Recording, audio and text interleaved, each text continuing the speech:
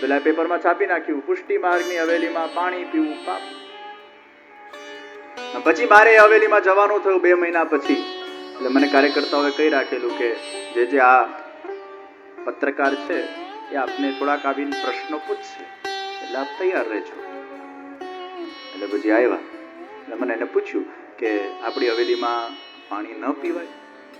આપણો ભગવાન એટલો નિષ્ઠુર કે કોઈ તરસ લાગ્યો બિચારો પાણી પીતો હોય એ એને ન ગમે? એવું ચાલે? ત્યારે મેં જવાબ આપ્યો. મેં કીધું નિશ્ચિત કોઈ ઇમરજન્સી આવી ગઈ હોય, ડિહાઇડ્રેશન થઈ ગયું હોય, ચક્કર વક્કર આવી ગયા હોય અને ન છૂટકે અગર પાણી પીવું જ પડતું હોય અને પીએ તો ચોક્કસ એમાં કોઈ બાધ્ય નથી. કારણ કે આપણા ત્યાં સિદ્ધાંત છે, આપતકાલે મર્યાદા નાસ્તી. ઘરમાં આગ લાગી હોય ને પછી પેલો મરજાદી એમ વિચાર કરે અપરસ કરીને આવું, પછી ઠાકોરજીની ઝાંપી કરું, પછી બહાર નીકળ્યું. ભલા માણસ, આગ લાગી છે, દોડ, અપરસમાં છે કે નહીં, ઝાંપી લે ને ભાગ. આપતકાલમાં મર્યાદા હોતી નથી. પથિકો શૂદ્રવત આચરે. કોઈક વાર યાત્રાના અંદર પણ અમુક વસ્તુઓનું પાલન આપણે ત્યાં થતું નથી. પથિક એ શુદ્રના જેમ આચરણ કરે તો એને દોષ લાગતો નથી. ઘરે આવીને બધી શુદ્ધિ ને અશુદ્ધિનો પ્રકાર ચાલુ થાય છે. યાત્રાના અંદર શુદ્ધિ અશુદ્ધિના પ્રકારને બહુ વિશેષ મહત્વ આપવામાં નથી આવતું. એટલે મેં એમને કીધું આપતકાલ, એવી ઇમરજન્સી આવી ગઈ હોય, હવે અડધો કલાકના દર્શન હોય અને એમાં ઘણા તો ટેવ હોય દર 15-15 મિનિટે એમને ઘૂંટડો ભરવો, એમને ઘૂંટડો ભરવો, તો એમાં મેં કીધું એવી બહુ ખાસ આમન્યા પછી ઠાકોરજીની રહે નહીં. અને એવી જરૂર શું આવી આપણને પાણી પીવાની? અને જો આવી છૂટ આપશું તો પછી બધા બાટલીઓ લઈને આવશે, પછી તો કોઈ ચા લઈને આવશે કે છે ભગવાન કે સાથ આજ મંગલા में चाय पे चर्चा. આમે ચાય પર ચર્ચાઓ ઘણી થાય છે. આ લોકો તો આંગળી આપું પોછું પકડે. એ તો ચા લઈને આવશે, પછી પેપ્સી લઈને આવશે, પોપકોર્ન લઈને આવશે, પિક્ચર જોતો જોતો પોપકોર્ન ખાય છે. આ ભગવાનના દર્શન, આને દર્શને થાય નાસ્તો થઈ જાય. તો કોઈ મર્યાદા જ નહીં રે. કંઈક તો પ્રોટોકોલ હોય. દુનિયાના દરેક ઠેકાણે આપણે બધા જ પ્રોટોકોલ્સને ફોલો કરતા હોઈએ છીએ. અરે લગ્નોના અંદર કેટલું બધું તમે ફોલો કરો છો. 7 દાડાના મોટા મોટા લગ્નો લોકો રાખે, એમાંય પાછું ડ્રેસ કોડ હોય. લાલમાં જવાનું, લીલામાં જવાનું, ટ્રેડિશનલમાં જવાનું, વેસ્ટર્નમાં જવાનું, આવું જવાનું. કેવા ફોલો કરો છો આંખ મીચીને? નહીં, આજે તો આપણે છે ને ટ્રેડિશનલ પહેરવાનું છે, આજે આપણે આ પહેરવાનું છે. બધા લો ફોલો કરીએ છીએ.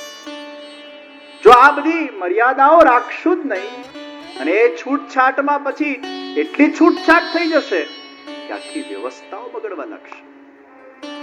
પછી એના મગજમાં વાત ઉતરી, એના વાત સાચી છે કે આવી જો એક છૂટ આપશું તો પછી બીજી છૂટ આવશે, ત્રીજી છૂટ આવશે, ચોથી છૂટ આવશે. આપતકાલે મર્યાદા નાસ્તી. તો ભાગ્ય કથા શ્રવણ કરતા કે કથા કરતા કોઈને ભૂખ તરસ લાગતી હોય, एक बार हम तल्लीन हो गए यानी उससे पर हो गए. આ ભોળા પટેલ ગાયોની સેવા કરતા કરતા એવા તલ્લીન થઈ ગયા. 2-3 દિવસથી સેવામાં એવા રચ્યા પચ્યા રે, ભૂખ તરસથી પર થઈ ગયા. એકવાર તો ભગવાન પધાર્યા અને ભગવાને એને લાડુ પ્રદાન કર્યો કે ભાઈ તું કંઈક ખા, આ મારો પ્રસાદી લાડુ તને આપું છું, નહીં તો તારું અહીંયા જ મૃત્યુ થઈ જશે. ભગવાનની પ્રસાદી એને ગ્રહણ કરી. પછી તો ગાયોની સેવા ખૂબ ભાવથી કરતા. શ્રીનાથજીનો એક દ્વારપાળ, એનું નામ રૂપો પોળ્યો. એટલો બેસુરો, એટલો બેસુરો, એટલો બેસુરો, ખૂબ બેસુરો ગાય. ગોવિંદ સ્વામી ભગવાનના કીર્તન કરે, એ પેલો બાર કીર્તન કરે, ગોવિંદ સ્વામી ડિસ્ટર્બ થતું એટલે ગોવિંદ સ્વામી કહેતા, હે રૂપા, બરડાની પાડ, તારા આવા બેસુરા સંગીત ભગવાનને ગમે નહીં. તો બિચારો ચૂપ થઈ ગયો. બીજા દિવસે ગુસાઈનજી મંગળા કરવા પધાર્યા અને ઠાકોરજીની આંખો લાલ, જેમ ઠાકોરજી પોળ્યા ન હોય. પ્રભુને પૂછવામાં આવ્યું, આપ પોળ્યા નથી? ઠાકોરજી આજ્ઞા કરી કે પેલા રૂપા પોડિયાને કહેજો કીર્તન ગાય અને ગોવિંદ સ્વામીને સમજાવજો કે એને કીર્તન કરતા ન રોકે, કારણ કે એ કીર્તન ગાય છે તો મને ઊંઘ આવે છે. એ ભલે બેસુરો છે, એનો સુર મને ગમે છે. તો ગુસાઈનજીએ પછી રૂપા પોડિયાને કીર્તનિયા બનાવી દીધા. એ દ્વારપાળ હતો, એ દ્વારપાળની જગ્યા ખાલી પડી એટલે ગાયોની સેવા કરવા વાળા પેલા ભોળા પટેલ એને દ્વારપાળ બનાવી દીધા. અને પછી એક દિવસ એ દ્વારપાળ બનેલા હતા, અડધી રાત્રે ભગવાન રાસ કરવા માટે પધારી રહ્યા છે. અનેક ગોપીજનો સાથે ઠાકોરજી રાસ કરવા પધાર્યા. ભોળા પટેલે ભગવાનને રોક્યા, પણ ભગવાને એવો સ્પર્શ કર્યો ભોળા પટેલને કે સ્પર્શથી સ્પર્શાન્વિત થઈને દ્વાર ખોલી દીધા. અને એ પોતે પણ ભગવાનના પાછળ પાછળ ગયો. એને થયું આટલા બધા આભૂષણો પહેરીને ભગવાન પધાર્યા છે તો એ આભૂષણોની રક્ષા તો મારે કરવી પડે. હું આજે દ્વારપાળ છું એ પણ. અને પછી શ્યામ સુંદર પાછા પધાર્યા અને ગિરિરાજના શિખર પર વિરાજમાન થયા. સવારે જઈને ભોળાએ ગુસાઈનજીને બધી વાત કરી, શિંગારોનો પટારો સુપ્રત કર્યો. એ ભોળો જે કાર્ય કરતો ઈમાનદારીથી કરતો. દ્વારપાળ બન્યો તો એ ઓનેસ્ટલી એનું કાર્ય કરતો. ગાયોની સેવા કરતો તો એ ઓનેસ્ટલી કરતો. આપણે જે કાર્ય કરીએ ઈમાનદારી પૂર્વક ઓનેસ્ટલી કરીએ તો ઠાકોરજીને ખૂબ પ્રસન્નતા થાય. કાર્યના અંદર સારી ભાવના જોઈએ, ઈમાનદારી જોઈએ. તમે તમારા કર્તવ્યોને યોગ્ય રીતે વહન કરો, એમાં ઠાકોરજીની ખૂબ પ્રસન્નતા થશે.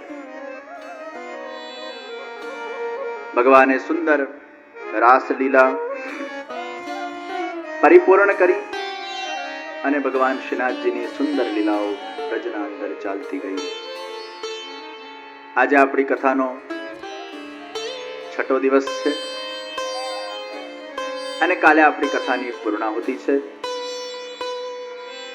કાલે સમયસર આપણે પૂર્ણાહુતિ કરીશું એટલે સમયસર કથાનો શુભારંભ થશે. પૂજ્યશ્રીના મંગલાશીર્વચનો પણ પ્રાપ્ત થશે. મારી દરેક કથામાં છેલ્લા દિવસે બધા જ લોકોને ખાસ અનુરોધ કરવામાં આવે છે કે કોઈ પણ એક નિયમ એ લોકો કથામાંથી લઈને જાય.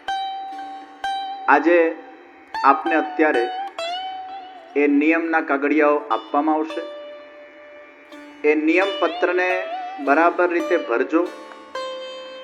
એમાં તમારું નામ, એડ્રેસ, ફોન નંબર, ઈમેલ અને તમારો નિયમ, આ તમે જે પત્ર ભરીને આપશો એ અમારા વિવાયોના વર્લ્ડ ડેટાબેઝમાં જશે. આગળ જતા કોઈ પણ કાર્યક્રમ થશે, આયોજન થશે, કોઈ વ્રજનું કાર્યક્રમ થયું, કોઈ યુવાનોનું કાર્યક્રમ થયું, કોઈ વિવાહોનું કાર્યક્રમ થયું, ભવિષ્યમાં પાછી આવી કોઈ કથાનું આયોજન થયું તો તમને ઘરે ઘરે એની પત્રિકાઓ પ્રાપ્ત થશે. તમને બધા જ અપડેટ્સ SMS થી આપવામાં આવશે, ઈમેલોથી આપવામાં આવશે. તમારા એ નંબરોને વિવાયો વર્લ્ડ ડેટાબેઝ વોટ્સએપ ગ્રુપના અંદર ઇન્વોલ્વ કરવામાં આવશે, જેથી તમને બધી જ પ્રવૃત્તિઓથી માહિતગાર કરી શકાય. એટલે તમને કદાચ અમુક વૃદ્ધ લોકો એને પત્ર ભરવાનું ન ફાવે તો ઘરના કોઈ જુવાનિયા પાસે એ પત્રને વ્યવસ્થિત ભરાવજો, સારા અક્ષરે ભરજો. કારણ કે ઘણીવાર ખરાબ અક્ષરથી ભરેલા પત્રોમાં ઘોટાળા થઈ જતા હોય છે ડેટાબેઝમાં. અને તમારો નિયમ લેજો. પત્ર ભરવું એ ગૌણ છે, પણ એ પત્રમાં લીધેલો નિયમ એ મહત્વનો છે. 7 દિવસ સુધી આપણું મન ભગવત ભક્તિમાં, ભગવત રંગમાં ભીંજાયેલું છે. અને કોઈ એકાદ સારા નિયમને લઈને આપણે અહીંયાથી જઈએ. ઘણા બધા લોકો દેશ વિદેશમાં વ્યસન મુક્ત બન્યા છે. કેટલા બધા લોકોએ વ્યસનને છોડવાના નિયમો લીધા છે. કદાચ આ મોટો નિયમ તમે ન પણ લઈ શકો તો કોઈ નાનો નિયમ લોજો. જે માળા ન કરતો હોય તો રોજ એક માળા કરવાનો નિયમ લે. જે એકાદશી ન કરતો હોય તો એકાદશી કરવાનો નિયમ લે. જે કદાચ ભગવાનની સેવા ન કરતો હોય તો નાનામાં નાની સેવા કરવાનો નિયમ લે. જે સ્વાધ્યાય ન કરતો હોય એ સ્વાધ્યાય કરવાનો નિયમ લે. કોઈ પુષ્ટિ પ્રચાર કાર્યના અંદર નિમિત્ત બનવાનો નિયમ લે. કેટલા બધા સારા સારા નિયમો આપણે લઈ શકીએ છીએ. તો તમને જે મનમાં આવે, જે રૂચે, અગર કોઈ ખરાબ તમારી આદત છે તો એને છોડવાનો નિયમ લો, અથવા કોઈ સારી વસ્તુને અપનાવવાનો નિયમ લો. કોઈ પણ એક સારો નિયમની ભેટ આપણે શ્રીનાથજી બાબાને આ શ્રીનાથ ચરિતામૃત કથાના કાલે પૂર્ણાહુતિના દિવસે એમના શ્રી ચરણારવિંદોના અંદર પ્રદાન કરવાની છે. આ નિયમના કાગળિયાઓ તમે કાલે ભરીને આવશો. અહીંયા એક્ઝેક્ટ 7 વાગે આપણી કથાની પૂર્ણાહુતિ થશે. પૂર્ણાહુતિની આરતી થશે અને આરતી પછી ઝાંકીના ખૂબ સુંદર કાલે દર્શન છે. એ દર્શન કર્યા પછી ત્યાં વલ્લભકુલ બેઠક કક્ષમાં એ બધા જ નિયમ ચિઠ્ઠીઓ તમારે મારા હાથમાં આપવાની છે. કોઈ બીજે ઠેકાણે આપવાની નથી. એક એક નિયમ ચિઠ્ઠી એ જ વખતે હું હાથમાં લઈશ, એ જ વખતે વાંચીશ અને પછી એ જ નિયમ ચિઠ્ઠીઓ તમારી એ ડેટાબેઝમાં જતી રહેશે. તો એ નિયમો તમારે લઈને કાલે આવવાનું છે અને મારા જ હાથમાં સુપ્રત કરવાનું છે. કદાચ મોડું થઈ જાય તમને તો તમારા કોઈક મિત્રને આપી દેજો. ઘણીવાર એવું પણ બનતું હોય છે કે 25 નિયમ ચિઠ્ઠી એક વ્યક્તિ મને આપતો હોય છે, કારણ કે કોઈકને મોડું થયું હોય, જવાનું થયું હોય, જતા રહેતા હોય, એવું પણ બનતું હોય છે. પણ એક નિયમ આપણે કાલે ખાસ લઈને અહીંયાથી જવાનું છે. આપ સર્વને જણાવતા ખૂબ આનંદ થાય છે કે જે વલ્લભ યુથ ઓર્ગેનાઇઝેશન VYO, જેની વિશ્વભરના અંદર શાખાઓ છે, અને એ VYO આજે 8 દેશોમાં કાર્યરત છે. બાળકો માટે, યુવાનો માટે, મહિલાઓ માટે, પુરુષો માટે અને વડીલો માટે, સર્વ વયના લોકો માટે વિભિન્ન પ્રકારની પ્રવૃત્તિઓનું સમય સમય પર શહેર શહેર, ગામે ગામ આયોજન કરવામાં આવે છે. આજે પુષ્ટિ માર્ગમાં એક ઇન્ટરનેશનલ નેટવર્ક ઓરિએન્ટેડ સંસ્થાની જરૂર હતી. બ્રહ્માકુમારીઝનું નેટવર્ક છે, સ્વામિનારાયણમાં નેટવર્ક છે, આર્ટ ઓફ લિવિંગનું નેટવર્ક છે, ચિન્મયા મિશનનું નેટવર્ક છે, ઇસ્કોનનું નેટવર્ક છે, સ્વાધ્યાય પરિવારનું નેટવર્ક છે. પુષ્ટિ માર્ગમાં 3 વસ્તુનો અભાવ થયો. આપણા પાસે નેટવર્કનો અભાવ, આપણા પાસે સંતોનો અભાવ અને આપણા પાસે સારા બાળકો કે યુવાનો માટે કોર્સિસનો અભાવ હતો. પુષ્ટિ માર્ગની ફિલોસોફી અદ્ભુત છે, વિચારધારા અદ્ભુત છે. સાચા અર્થમાં કોઈને પોતાનું આત્મકલ્યાણ કરવું હોય તો એના માટેનો શ્રેષ્ઠ સંપ્રદાય આખા વિશ્વમાં અગર કોઈ હોય તો એ પુષ્ટિ સંપ્રદાય છે. અને આપણા સંપ્રદાયમાંથી બીજા સંપ્રદાય વાળાઓએ અમુક સિદ્ધાંતોને ગ્રહણ કર્યા. સ્વામિનારાયણની 83માં શિક્ષાપત્રીના અંદર સહજાનંદ સ્વામીએ લખેલું છે, વૈષ્ણવોના રાજા જગતગુરુ શ્રી વલ્લભાચાર્યજી મહાપ્રભુજીના બીજાલાલજી ગુસાઈજી મહારાજ દ્વારા નક્કી કરેલી ઉત્સવ પ્રણાલિકાને તમારે બધા હરિભક્તોએ આચરવી અને બાલકૃષ્ણલાલની પૂજા કરવી. આ બાલકૃષ્ણલાલ એ મારા ઈષ્ટદેવ છે. બીજા સંપ્રદાય વાળા આપણા સંપ્રદાયના સિદ્ધાંતોને પોતાના અંદર આચરિત કરે છે. આ ઈંડોળા પુષ્ટિ માર્ગના છે, આ અન્નકૂટ પુષ્ટિ માર્ગનો છે, આ 56 ભોગ પુષ્ટિ માર્ગનો છે, આ ડોલોત્સવ પુષ્ટિ માર્ગનું છે. અને બીજા સંપ્રદાય વાળાઓએ પણ એને ગ્રાહ્ય કર્યું. એમાં કઈ વાંધો નથી. કોઈની પણ સારી વાતને સ્વીકાર કરવું એમાં કઈ ખોટું નથી. અને એમના તો ગુરુએ જ કીધું છે કે તમારે વૈષ્ણવ પ્રણાલિકાને તમારા આ સંપ્રદાયમાં આચરવી. તો એ પુષ્ટિ માર્ગના આવા દિવ્ય સિદ્ધાંતો, નિષ્કામ ભક્તિ કરવા માટેનો શ્રેષ્ઠ માર્ગ એ પુષ્ટિ માર્ગ છે. પણ એ પુષ્ટિ માર્ગ ધીરે ધીરે કરતા કરતા કરતા કરતા સમય આગળ વધતા વધતા ક્યાંક ને ક્યાંક આપણા યુવાનોમાંથી ક્ષીણ થતું ગયું. મેં ગઈકાલે કથામાં કીધેલું કે એવા આજે યુવાનો છે જે ઠાકોરજીની બહુ સુંદર સેવા કરે છે, એમાં કોઈ ના નથી. એવા આજે યુવાનો છે જે સંપ્રદાયમાં કટિબદ્ધ બનેલા છે. એવા આજે યુવાનો છે જે અષ્ટયામ સેવા પણ કરે છે. એવા આજે અમેરિકાના અંદર બોર્ન એન્ડ બ્રોટ અપ છોકરાઓ છે જે ઠાકોરજીના સુંદર શિંગારો કરે છે.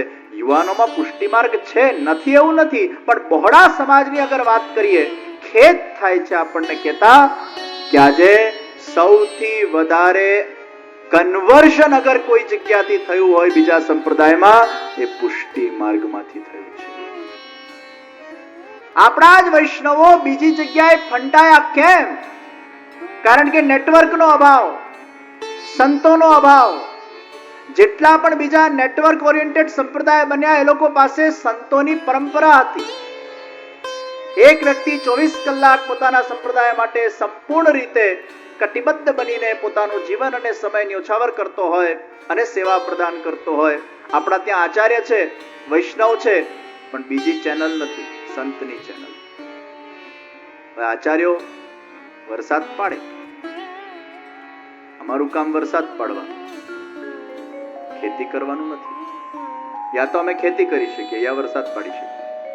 વરસાદે તમારે પાડવાનું, ખેતી તમારે કરવાની, કેમ હાલે? એ ખેતી કરવા વાળા સંતો નથી, એટલે અમે વરસાદ પાડી દઈએ છીએ, પણ પછી ખેતી બરાબર થતી નથી, એટલે ત્યાંથી કઈ ખાસ ઉગતું નથી, કારણ કે ખેતી કરવા વાળો સમુદાય નથી. તો આચાર્ય અને વૈષ્ણવ વચ્ચે એ સંતની જે ચેનલ જોઈએ એનો અભાવ, એ ડેડિકેટેડ વર્કર્સનો અભાવ થયો. તો વિવાહોના માધ્યમથી એક પ્રયાસ છે કે વિશ્વભરમાં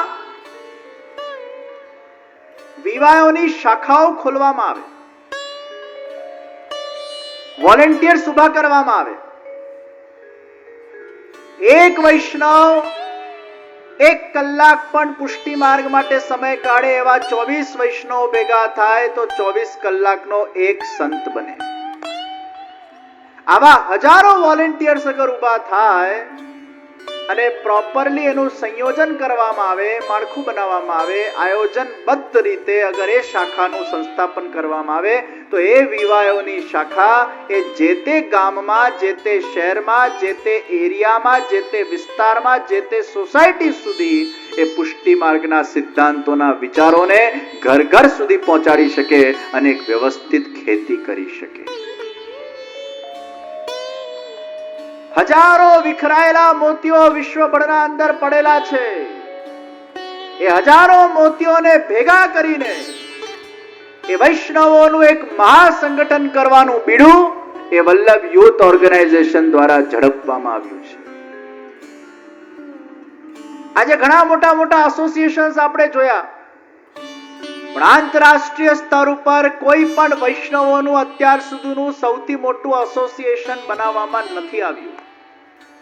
વિશ્વના 5 કરોડ વૈષ્ણવ પરિવારોને સંગઠિત કરવાનું આપણું લક્ષ્ય છે. તમે જે ગુરુને માનતા હો, જે ગાદીને માનતા હો, જે હવેલીમાં જતા હો, તમને કોઈ હવેલીમાંથી ડિટેચ નથી કરવાના. તમને જે ગુરુને માનવું હોય તમે માનો. તમારા મનમાં જે ગુરુ વસે, ચાહે દીક્ષા ગુરુ હોય કે શિક્ષા ગુરુ હોય, એ તમારો પોતાનો ઇન્ડિવિજ્યુઅલ મનનો વિષય છે. પરંતુ જ્યારે વલ્લભાચાર્યજી મહાપ્રભુજી અને શ્રી ગુસાઈજીને કેન્દ્રમાં રાખીને આંતરરાષ્ટ્રીય સ્તર પર જ્યારે પુષ્ટિ માર્ગનો વિકાસ થતો હોય, ત્યારે પ્રત્યેક ઘરના વૈષ્ણવોએ એક બનવું જોઈએ અને આપણા સંપ્રદાયનું સંગઠન કરવું જોઈએ.